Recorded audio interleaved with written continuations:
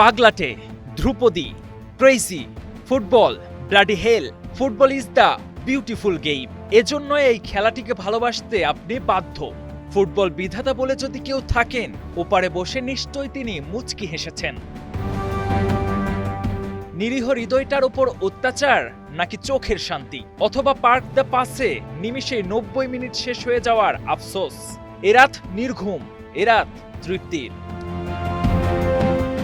ঝুম বৃষ্টির পূর্বাভাস মিলেছিল আগেই, গোলের বৃষ্টি। এ তল্লাটের সবচাইতে high voltage match, Parisian Bavarian, কেউ কারে নাহি ছাড়ে, সমানে সমান। তবে এ ম্যাচ ছাড়িয়ে গেছে পূর্বানুমান, সব প্রত্যাশাকেও। বিরতির আগে 5 গোলের জাদু, 3টা পিএসজি, 2টা বায়ার্ন। স্পটলাইট যাদের ওপর, সেই হ্যারি কেইন, দেমবেলে কিংবা কাভারেজখেলিয়া, গোল পেয়েছেন সবাই। তাতেই পয়সা উসুল স্টেডিয়ামে আসা ভক্তদের। কিন্তু এ যেন গোলের উন্মত্ত নেশা, তাদের থামাবে কে? বিরতির পর নিষেধাজ্ঞায় গ্যালারিতে থাকা বায়ার্ন কোচ ভিনসেন্ট কম্পানির মুখের হাসি ম্লান করে দেয় পিএসজি।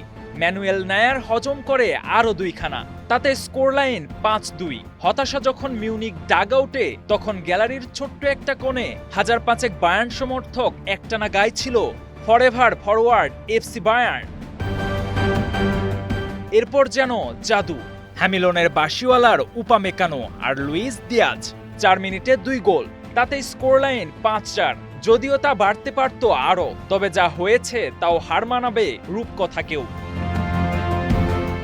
7 মে অ্যালিয়েন্স অ্যারেনায় ফিরতি লেগ, সেখানেও হয়তো অপেক্ষা করছে আরো বড় কোনো রোমাঞ্চ, কে জানে।